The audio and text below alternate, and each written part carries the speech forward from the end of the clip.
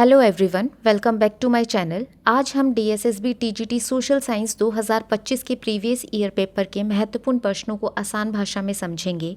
इस वीडियो में सिर्फ आंसर्स नहीं बल्कि हर क्वेश्चंस के पीछे का कॉन्सेप्ट भी जानेंगे, ताकि एग्जाम में किसी भी तरह से क्वेश्चन पूछा जाए तो आप आसानी से सॉल्व कर सके। तो चलिए शुरू करते हैं। पहला क्वेश्चन है, औद्योगिक क्रांति के दौरान सबसे पहले मशीनीकृत होने वाले उद्योगों में से एक कौन सा था? मतलब है इंडस्ट्रियल रेवोल्यूशन में सबसे पहले कौन सा उद्योग मशीनों से चला था, तो कौन सा था वो? ट्रांसपोर्टेशन था, एग्रीकल्चर था, आयरन या टेक्सटाइल? तो फोर्थ ऑप्शन राइट है, वस्त्र उद्योग था। पहले लोग कपड़े हाथ से बनाते थे, इसलिए बहुत समय लगता था। फिर मशीनें आई जैसे स्पिनिंग जेनी और पावरलूम, और इन मशीनों की वजह से कपड़े बहुत तेजी से बनने लगे। इसलिए इंडस्ट्रियल रेवोल्यूशन की शुरुआत सबसे पहले टेक्सटाइल इंडस्ट्री से मानी जाती है। अगला है, लोकप्रिय उर्दू उपन्यास मिरातुल उरूस द ब्राइड्स मिरर के लेखक कौन थे? तो फर्स्ट ऑप्शन राइट है, नाजिर अहमद थे। मिरातुल उरूस एक फेमस उर्दू नॉवल है और यह किताब महिलाओं की शिक्षा और समाज सुधार पर आधारित है। अगला है, निम्नलिखित में से किस श्रमिक संगठन की स्थापना अनसुईया साराभाई ने की थी?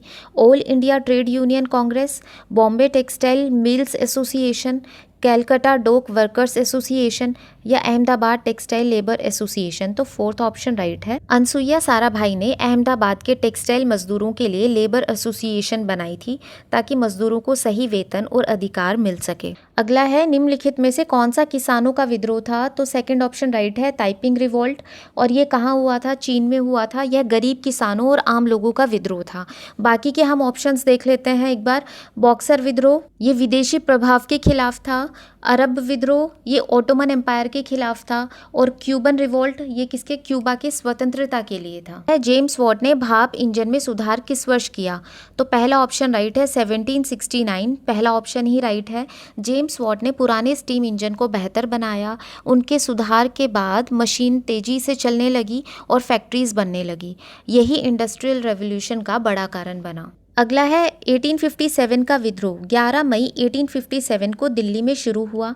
ब्रिटिश सेना ने दिल्ली पर पुनः कब कब्जा कर लिया था? तो तीसरा ऑप्शन राइट है, सितंबर 1857। अब इसको हम देख लेते हैं एक बार।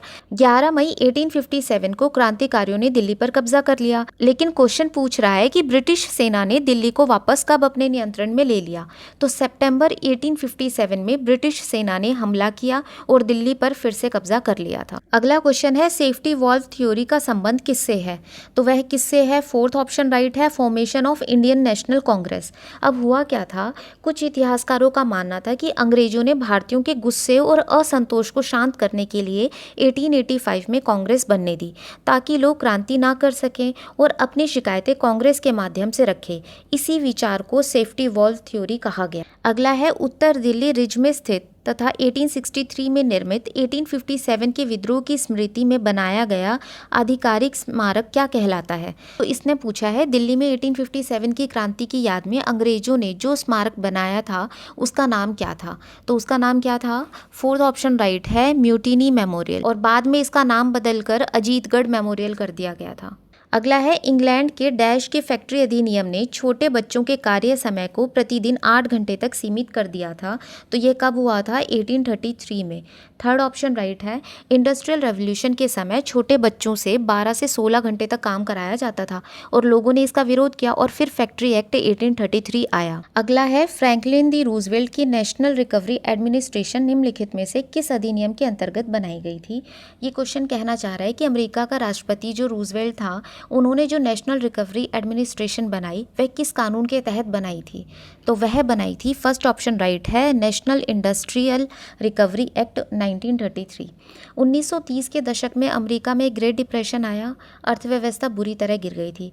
तब राष्ट्रपति रूजवेल्ट ने न्यू डील शुरू की थी। न्यू डील के तहत नेशनल इंडस्ट्रियल रिकवरी एक्ट बनाया गया और एनआरए की स्थापना हुई।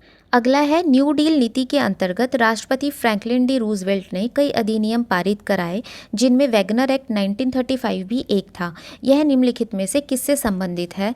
तो यह फोर्थ ऑप्शन राइट है, लेबर यूनियन से संबंधित है। इसमें हुआ क्या था, 1930 के दशक में मजदूरों का शोषण हो रहा था।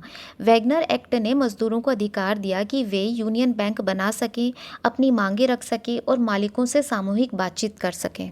अगला क्वेश्चन है सावरकर की the Indian war of independence 1909 कहाँ से प्रकाशित हुई थी? तो सेकंड ऑप्शन राइट है, लंदन से हुई थी। सावरकर उस समय लंदन में रह रहे थे और उन्होंने 1857 की क्रांति को भारत का प्रथम स्वतंत्र संग्राम बताया था।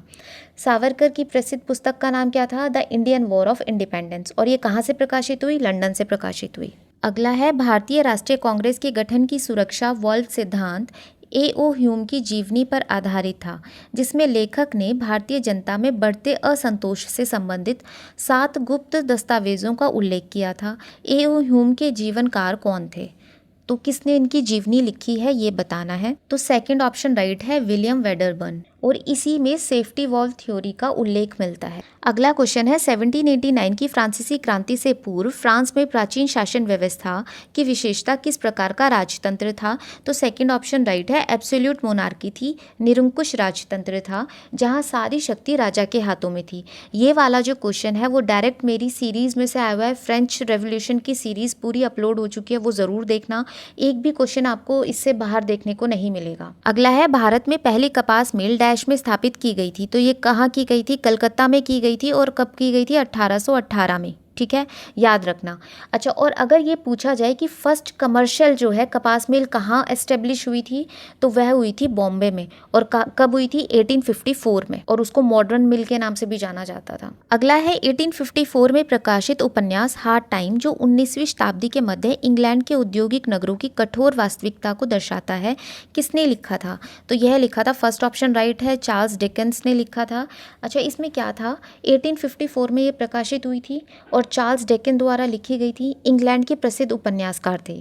हार्ड टाइम में उन्होंने इंडस्ट्रियल रेवोल्यूशन के समय मजदूरों की कठिन जिंदगी और औद्योगिक शहरों की समस्याओं का वर्णन किया था। अगला है 1924 की डॉज प्लान निम्नलिखित में से किससे संबंधित थी? तो तीसरा ऑप्शन राइट है, जर्मनी द्वारा क्षतिपूर्ति भुगतान की योजना। इसमें क्या हुआ था? प्रथम विश्व युद्ध के बाद जर्मनी पर भारी जुर्माना लगाया गया।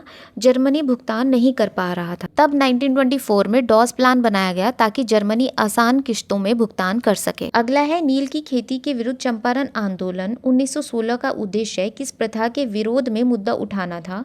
तो फोर्थ ऑप्शन राइट है, 3 कठिया प्रथा। अब 3 कठिया प्रथा में क्या था? इस प्रथा में किसानों को अपनी जमीन का कुल भूमि का 3/20 में से 20वें हिस्से पर जबरन नील उगाना पड़ता था। तो कितने हिस्से में उगाना पड़ता था? 3/20 में 20वें हिस्से पर। अगला है फ्रांस में आर्थिक संकट का मुख्य कारण क्या था जिसके कारण क्रांति हुई थी? तो तीसरा ऑप्शन राइट है, इनइक्वालिटी इन टैक्सेशन। मतलब कि जो टैक्स था ना वो सबके लिए इक्वल नहीं था। जो फर्स्ट स्टेट के लोग थे, जिसमें पादरी वर्ग आता था, वो टैक्स नहीं देता था। ऐसे ही कुलीन वर्ग जो था, जो सेकंड स्टेट में आता था, वो भी टैक्स नहीं देता था। सारा टैक्स थर्ड स्टेट के लोग देते थे, मतलब आम जनता देती थी। और यही असमानता क्रांति का बड़ा कारण बनी। अगला है निम्नलिखित में से किसे औद्योगिक क्रांति के परिणामों में से एक नहीं माना जा सकता था? कौन सा इंडस्ट्रियल रेवोल्यूशन का एक परिणाम नहीं था? तो ये बताना है, प्रोस्पेरिटी अमंग वर्किंग क्लास, श्रमिक वर्ग में समृद्धि। तो पहले ही ऑप्शन राइट है। मजदूर वर्ग शुरू में समृद्ध नहीं हुआ, उन्हें कम वेतन, लंबे घंटे और खराब परिस्थितियों में काम करना पड़ता था। तो ये थे आज के क्वेश्चंस। अगर आपको मेरी ये वीडियो पसंद आई हो तो चैनल को लाइक, शेयर एंड सब्सक्राइब ज़रूर करें। और हाँ, बाकी की वीडियो देखना ना भूलें। Thank you.